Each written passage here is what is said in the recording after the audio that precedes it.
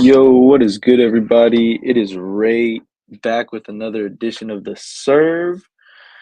Yeah, a lot of things happened this weekend, dude. It was honestly such a good weekend for football, man. I mean, we'll just start it off with this one. Like, and I don't have any notes for this. This is just off the top of my head, man. Um, Georgia versus Bama. I mean, I think it's safe to say I speak for everybody when when I say that first quarter was pretty boring. Well, I guess that first quarter and a half, because I mean, dude, Alabama had Georgia dead to rights. I mean, you go down, score, get the ball back, score, turnover, score. You know what I mean? Like Georgia got skunked in the first quarter.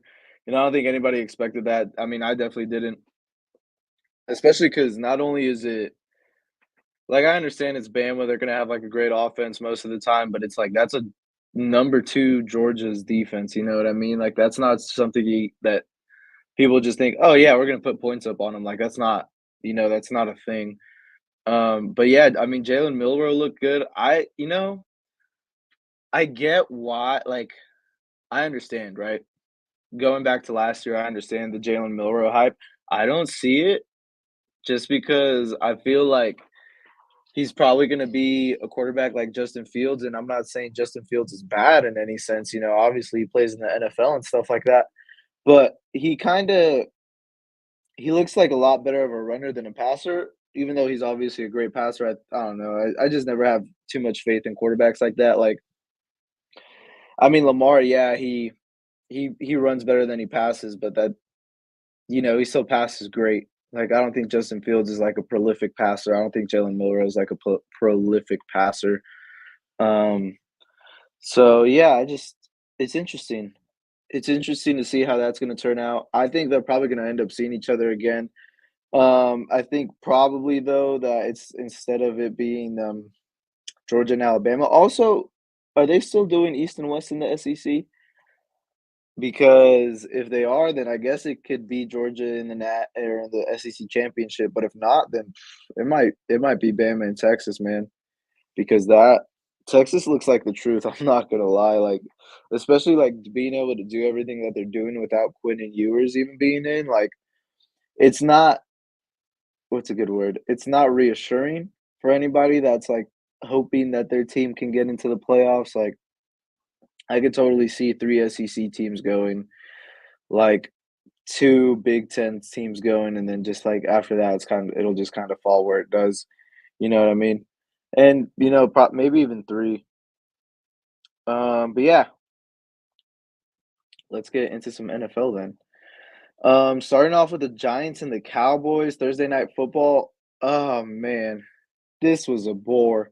I'm telling you, man.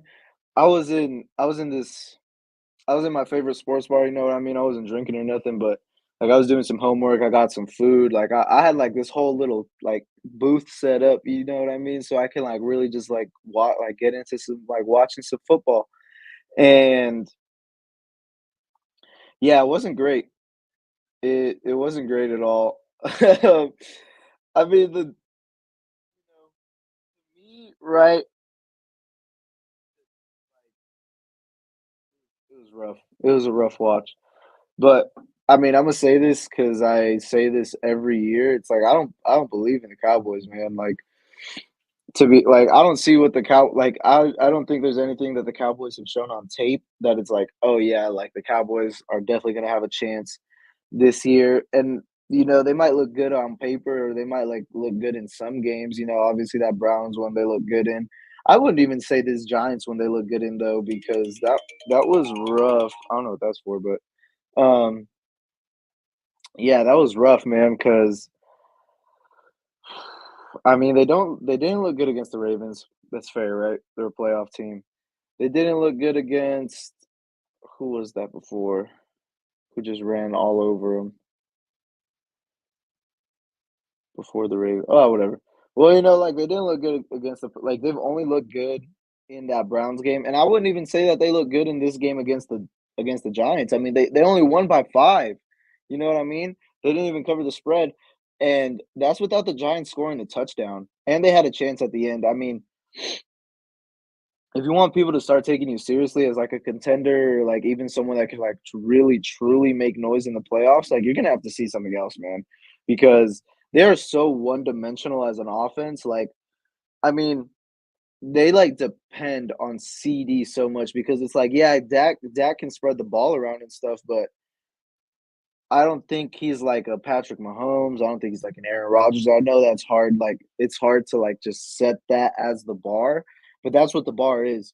You know what I mean? There's a lot of quarterbacks right now that can, spread the ball around well and make sure their team wins. Like Sam Darnold. Is someone going to think that Sam Darnold is like going to be the leader of a potential Super Bowl contender? I don't think you got a lot of people saying yes to that. You know what I mean? And so, yeah, it's tough to see Dallas really making noise like that. Also, in saying that they're one dimensional, it's like CD went crazy. He went crazy, but like because he had to. I mean, I understand Rico Dowdle had a long touchdown and stuff like that, but those are kind of just one offs. You know what I mean? Like I don't really think Dak's like really targeting them. Like Jake Ferguson did okay. You know what I mean? But I don't know. I'm just not buying the Cowboys, and then their defense is kinda suspect to me, um, just because, like, yeah, Dexter Lawrence, Michael Parsons, but it's like, who's back there? Harrison Smith? No, not Harrison Smith. Is it still Harrison Smith? Um, anyways, yeah. It's just like Trevon Diggs, like, he's never been like, oh my god, like an elite corner to me. Um, and, I think this is a real big part of it, and I was kinda talking about this with my coworker, is that quarterbacks don't have to reset the market every time, bro. Like the Jags got burned. They got burned so bad, man. They got burned so bad because they give Trevor Lawrence this gigantic extension, and then they just look not like they look horrible. You know what I mean? Like they're the only 0-4 team, and they just signed their. And I get it. Trevor Lawrence was supposed to be pretty much like the prodigal son in football because like, touted or highly touted since like middle school and stuff, right? And so it's one of those things that like Dak, do you think Dak deserved to reset the market? No, because he has two playoff wins in his let's see, he started in his 8-year career, he has two playoff wins. And he's gotten to those playoffs 6 of those 8 years. You know what I mean? So yeah, I don't know. I'm not buying the Cowboys. The Giants are a mess. This was such a it was a rough game. It was a fitting Thursday night game. I'm not gonna lie. I'd say it's a fairly fitting Thursday night game. Um, all right, yeah, moving on to the Buccaneers and the Eagles. I really tried to keep my eye on this, not only because the Eagles got bounced by Tampa Bay last year from the playoffs, but also because it's like the Eagles I believe in more to make noise than the Cowboys in the long run. Um, and man, the boy, the Commanders are looking crazy. But anyways, stay on topic. Um, yeah, I think I mean, the Niners are probably going to run into one of these two teams at some point if they make the playoffs. Hopefully, they do. There's some wood. Hold up. All right, how to do that because we are superstitious on this show. Yeah, like I think that first drive really set the tone for Tampa Bay, just because I mean they just marched right down and punched it in. You know what I mean? Like it wasn't. I don't think they really did anything too special. Obviously, like I didn't get to watch the whole game. Just going off highlights. They just marched right down on Philadelphia, and like when I think about it, I don't think Philly. Like I mean, they have Jalen Carter, who's like great. Think Brandon Graham or Fletcher Cox, one of those two, still on the team. Yeah, I don't know. Philly's line just isn't too crazy to me. I thought their secondary was kind of their strength, but CJ GJ's been getting cooked. But yeah, but like on the other side of that too, it's like I mean, dude, Baker Mayfield has been slinging it. I mean, seeing the ball placement and the zip that he has on the ball to get it there without it getting like intercepted and stuff like that. It's been pretty cool to watch. I'd say for sure. Um, and Philly also kind of not to like get too because I'm not jumping on either of these bandwagons. I think Niners beat both of them, but Philly like because they're so banged up. They've they've become, like, really Saquon and, like, Dallas Goedert dependent, which makes sense, you're gonna wanna put the ball in the hands of the people that you trust the most and that are gonna be explosive with it, and Saquon and Dallas Goedert definitely fit that, description. But, I mean, dude, Saquon was just getting shut down until, like, right before the end of the first half pretty much, and that was rough. And, like, having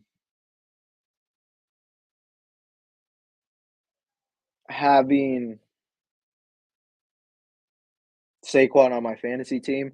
It's not what I like to see, but I mean, he was able to pick it up. Also, Vita Vea, dude, Vita Vea just plugs the middle up so well. I mean, I'm watching this game on Red Zone and stuff like that, and Saquon had two chances like from inside the 5 to punch it in, and he just got stopped by Vita Vea, and I was like, no, but we ended up winning fantasy, so it's all right. But yeah, and so it makes it tough on, like, any offense to really be able to operate when you can't establish an inside run game, which, if you watch football, if you're like a pretty good fan, I'd say, that kinda tracks, not being able to get your offense going when the run gets stuff. Also, that Bucks defensive line is just great. And then what's up with Devin White, I guess, for Philly? Like, I think everybody was kinda looking forward to that. I know he's been a healthy scratch these last few games, but yeah, it's been pretty interesting, like, just seeing, like, what's up with him. Um,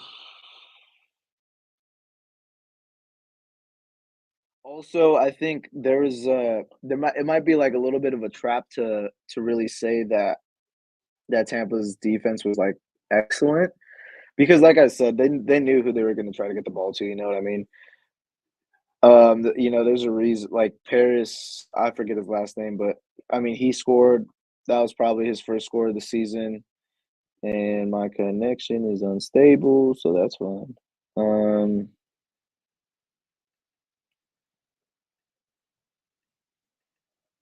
but yeah, yeah, I think it might be a little bit. Sorry, I think it might be a little bit of a trap just to like automatically assume that the Bucks defense is going to be good going off this, because yeah, I mean, oh yeah, I remember where it was now. Uh, like that guy that had the touchdown Paris something. I mean, I feel like he had a relatively quiet game apart from that. Obviously, Jalen Hurts gets in with the tush push, and so that's kind of like more on him. It's kind of a proven play because they went back to back tush pushes to get into the end zone, and so I think it's easy to going off this game to be like, wow, the Bucks look great, their offense is humming, and their defense looks excellent. I think it's one of those things that makes it tough is that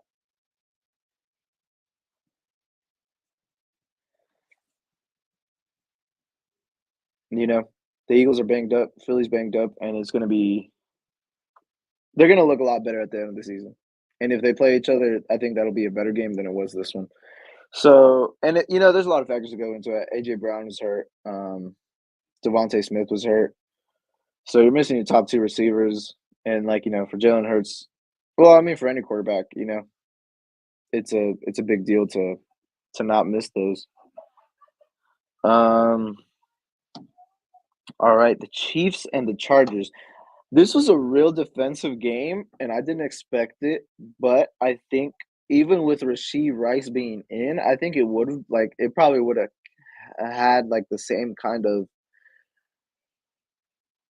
course of the game, I think is a good way to put it.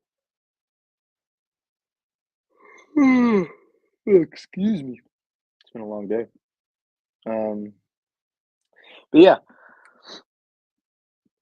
I mean the Chargers. I thought the Chargers started off super good. To be honest, they go down, they punch it in with Lad McConkey. Which oh man, dude, I had him on my fantasy team and just dropped him. Totally regret that. But yeah, they kind of just like ended up fizzling out. They go up 10-0, and then like I think right before half, Kansas City's able to tie that thing up and like at 10. But I mean, it kind of just goes to show like that's probably how the course of the game was going to go anyways. And I mean, considering that, it's like it's Harbaugh, it's Jim Harbaugh, it's Steve Spagnuolo. I know not the head coach, but he's the defensive coordinator. It makes sense, they're really good defensive coaches, even though I know like Jim Harbaugh isn't really like I don't think he's considered a defensive coach. I think he has a lot figured out and how to scheme things well. Sending like not a ton, but like a good amount of blitzes, showing blitz a lot, and then dropping into zone or just staying with man. Having a safety that's just able to range around, kind of like how Dante Whitner used to do, is kind of how I see Derwin James kind of acting, right? Because he can obviously super athletic guy. He has the hands to make catches. Um, he can put some power behind his tackles and stuff like that. And so I think it makes it fits the mold that Jim Harbaugh is trying to make. Another part of that is having great ends. He has Khalil Mack on one side, and then he has Joey Bosa on the other, right? And so I think really the only thing that is probably missing on that defense, I'd say, is like a good linebacker. You know what I mean? But I mean, Navarro Bowman's going to be coaching them up, so I'm sure like over time they'll just improve naturally through coaching, through osmosis. When you're around someone that's good at what they do, I like to think that most like some of that kind of seeps into you, and you start being able to be good at what you do. So yeah, that's just kind of how I figure it. Um, Also, dude, so Rasheed Rice goes down, right? I don't like to say this. I think it's a bit of karma. You can make your own opinions on that. But dude, it just brings up this question that like I think everybody's been wondering, right? And like not wondering, but like, just like debating and like mulling over in their head about why it happened the way it did. Is that why in the world did Buffalo give Kansas City a chance to get another great speedster? Because, dude, that first Xavier McKinney, well, I don't know which Xavier McKinney touchdown it was, I'm not gonna lie.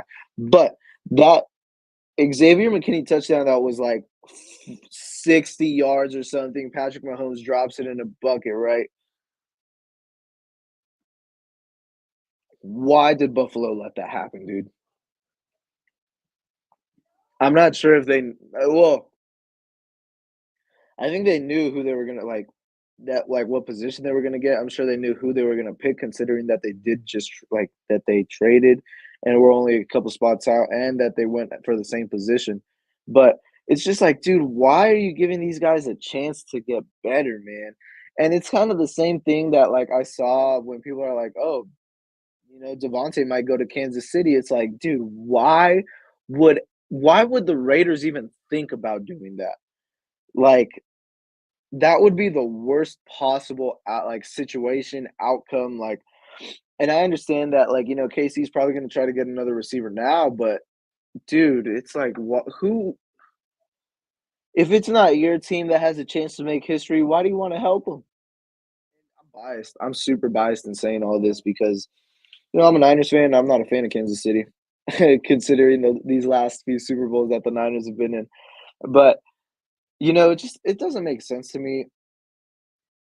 And I don't know, KC might be able to swindle people like they always do, but yeah, it just brings up that question, like why, what possessed Buffalo to even think about, like, giving Kansas City that like, a chance to get better.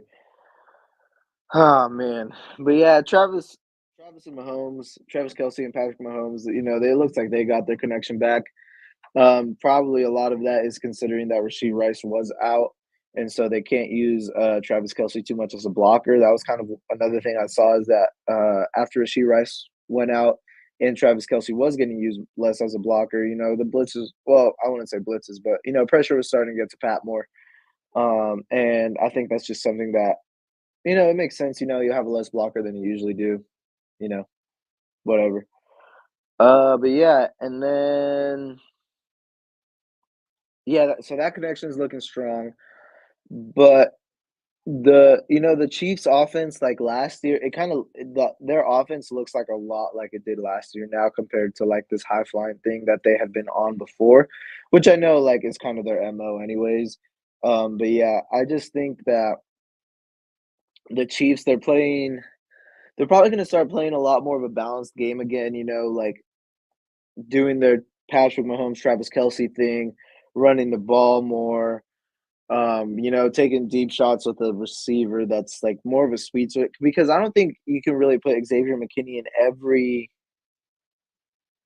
package that you have just because if it's a run play you want him to block on the outside, probably not gonna go well considering he's pretty small, like in stature and weight and all that stuff. Um, but I mean it doesn't matter when you're the fastest guy on the field most of the time, right? If you're small. That usually kind of makes up for it. But yeah, it's just one of those things that's gonna be tough to really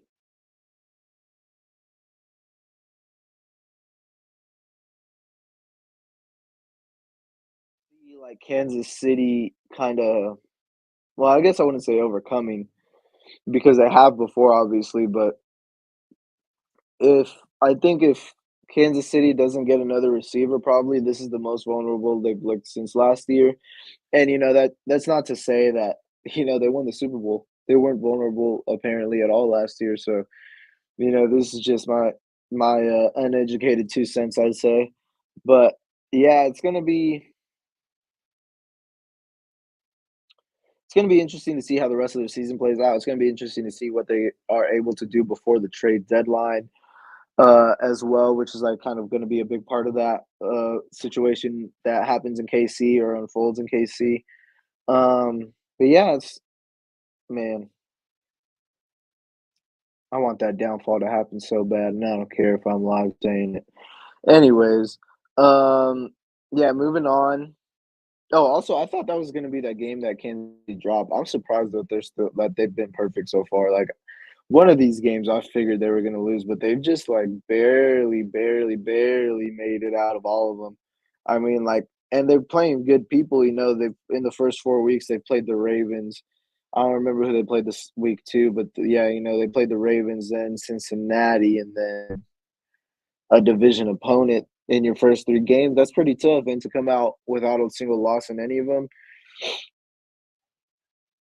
a lot. I'm not gonna say they're lucky because obviously they're winning these games, but it's not like luck doesn't have anything to do with it. You know what I mean? Like you think about that toe, right? I think that was a pass interference, and I wasn't able to see too much of the game between the Chargers. I just watched the highlights,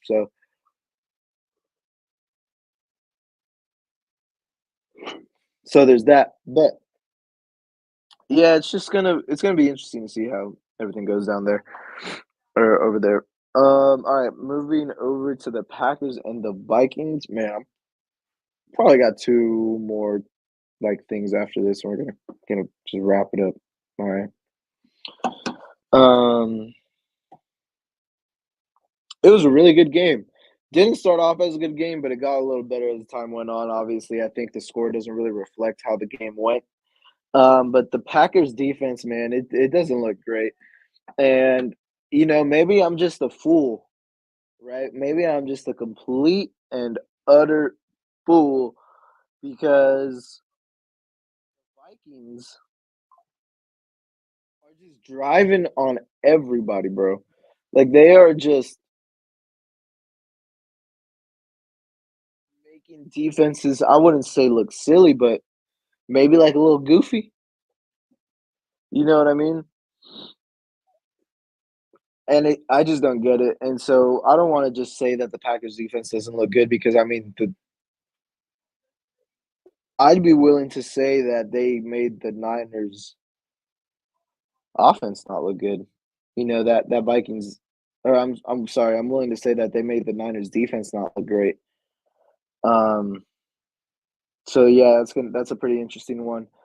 Um, yeah, I wouldn't say like that's on coaching or anything or on the players, but I mean those Vikings, man, they are nothing to play with, and they keep steamrolling people, man. But I mean, a lot of that, I'd say specifically in this game, like a lot of that had to do with kind of like the mistakes, dude. Like there was so many turnovers. Like I think Jordan Love had like 3 picks. I think there was like a lost or fumble or two somewhere in there, not for Jordan Love, but for other players that were on the Packers.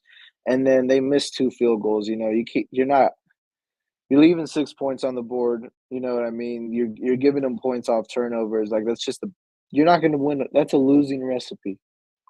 That is a losing recipe, you know what I mean? And so I think it's just gonna be tough to see how like, when people start to slow down the Vikings because I don't think they're gonna be a team that has a perfect season, but when a team is able to stop the Vikings, it's gonna be interesting to see, like, what flaw gets exposed, if you get what I mean. Obviously, too, Aaron Jones had a great game. I mean, it was kind of a not kind of, it was a revenge game for him. So, I mean, I think he did really good, but yeah, that Vikings offense, man, it's kinda scary, and their defense is a little scary too. I mean, they blocked the punt on the Niners, and, like, I'm also the Niners we'll get to that. We'll get to that. And kinda, like, just to, like, wrap my thoughts up about this Minnesota and Green Bay game is that, yeah, they Green Bay had a chance. They had a chance there at the end, and maybe they could've one, given like the 2 field goals that they missed, or maybe they could have, it could have ended it differently. But it's like Richard Sherman says, if ifs were fifths, we'd all be drunk. And yeah, woulda, coulda, shoulda, right? So yeah, I think Green Bay has some things to work out, like as most teams do. The Vikings, though, dude, I mean, Naylor's been such a surprise for them. You know what I mean? They're doing this without TJ Hawkinson, who's one of the best tight ends in the league. So, yeah, it's definitely gonna be tough to really see how they're able to do this. Um, but yeah, getting back into college football though. How about them Wildcats, baby? Dude, I was so hyped watching that Utah game. Dude, seriously, like I was standing up for the majority of that game. Like that's not even a joke. You know what I mean? Um, The only times I've really sat down during that game, I think, were commercials, and then, like, towards the end when it was like, "Oh, Arizona's gonna win." Because, man, after that pick that like, they're up 16-3, you're like, "Okay, you need another score just to really put this one away," and they just weren't getting it, either because, penalties or just not being able to get string a drive together. They just weren't able to do very well. Um, like, to close it out, and, Fafita throws that pick in the end zone, and Utah goes on this kind of a long drive, and you're just like, "Oh, this is the end," because it's 10-6. You need, um, I wouldn't say big plays, but you need to score. You need to put a drive together. You need to waste some time. Like, there's a lot of things that you got to do to try to make sure that Utah one doesn't get the ball back, and two, if they get the ball back, it's still a 2 possession game to them. Um, and so it was kind of.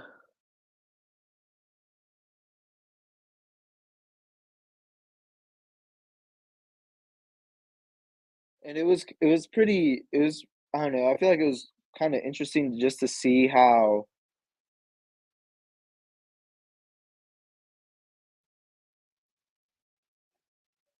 the, sorry. it was kinda interesting just to see how, like, the coaches kinda took charge of that game because, when it felt like when Jed was a coach, and obviously he has a great coaching staff and he's able to surround himself and, like, that's how I think that's kinda how he builds his programs is that he makes it to where it's like, "Okay, this is gonna be a great place for you to come and grow as a player," and stuff like that, which is awesome. But, yeah, it's one of those things that it's like,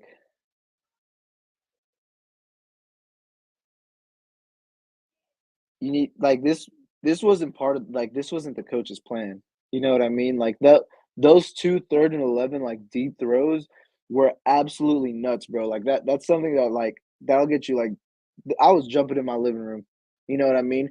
Because he hit that first one, I was like, "Oh, man, like, at least we can make it a double like, a two-possession game now."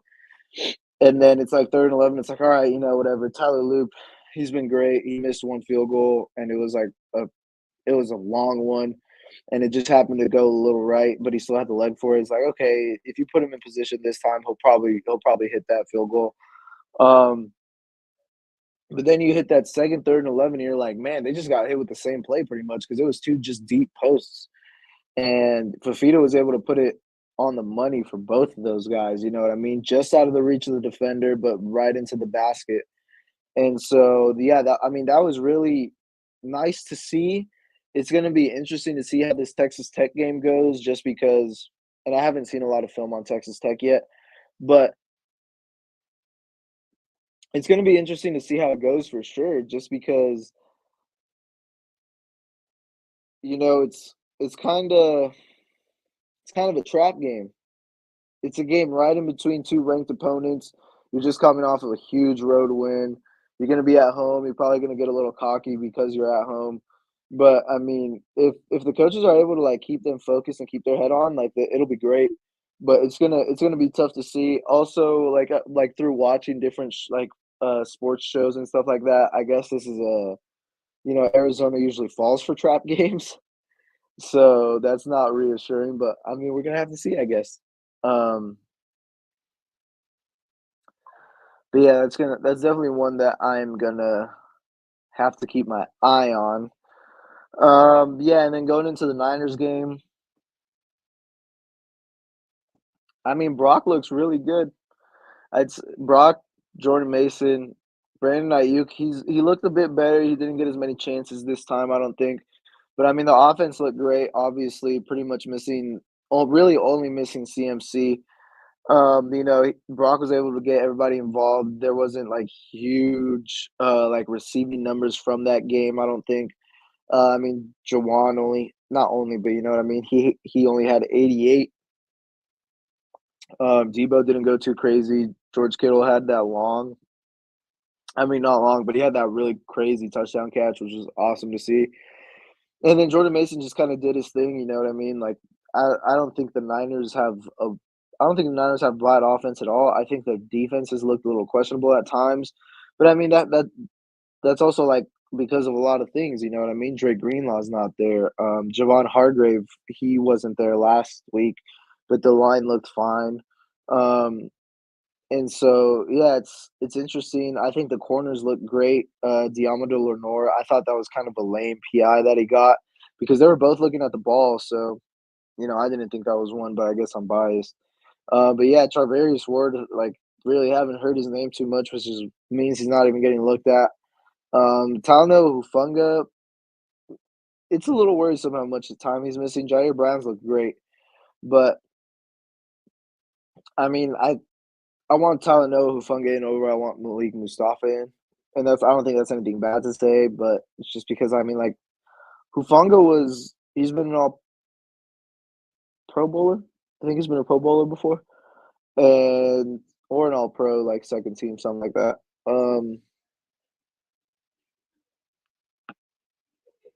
But yeah, it's just been interesting to see how the Niners season's kind of gone. I mean, like especially after losing to the Rams. The Vikings loss doesn't look bad anymore, which I guess is a good thing, but yeah, that Rams loss kinda it still feels like that, like, because it's like the Rams are capable of doing better, obviously Cooper Kupp's out and Puka Nakua's out, but the Niners shouldn't have lost that game. You know what I mean? Um, I think, like I said, like Minnesota, it's not what you want, but I mean they've looked great, so it's like you kind of just take it. But the Pats, like that's what was supposed to happen. You know what I mean? It's not like they like just blew out like the Bills or the Ravens or something like that. Like they're supposed to beat the Pats. And so yeah, that's kind of one of those things that it just makes it tough to really judge how the Niners have been doing because they're supposed to win that game by a lot, and they did. So it's like, okay, great. Like I want to see it against a good team. Um, I think, man, if they drop this game against the Cardinals, and I think there might be a chance that they can because the Cardinals rush so well. Um, and obviously they have Marvin Harrison and Garrett, no, Michael Wilson. I'm sorry, who've both looked awesome so far, except for that first game for Marvin Harrison Jr., which like it's his first game, whatever, right? But yeah, and then another thing too is that like the mobile quarterbacks have always given Niners the problems. Like Russell, there's a reason Russell Wilson, like I hate him. There's a reason Lamar usually beats us. There's a reason like Pat Mahomes can usually like get outside the pocket and make big plays just because they can't they rush so aggressively, like they pass rush so aggressively that it gets them out of their lane sometimes. So I think that's just something that they're gonna have to work on, and it's hard to just like keep it in your mind while you're playing too. So there's that. But yeah, I think pretty sure that's it. Um, yeah, another edition of the serve, baby. We'll try to keep getting better at these. It's just, man, like I have two internships right now and stuff like that. So woe is me, I guess. But yeah, have a good week, everybody. Uh, root for Arizona, root for the Niners, root for my fantasy team. Um, have a good week, and yeah, see you later.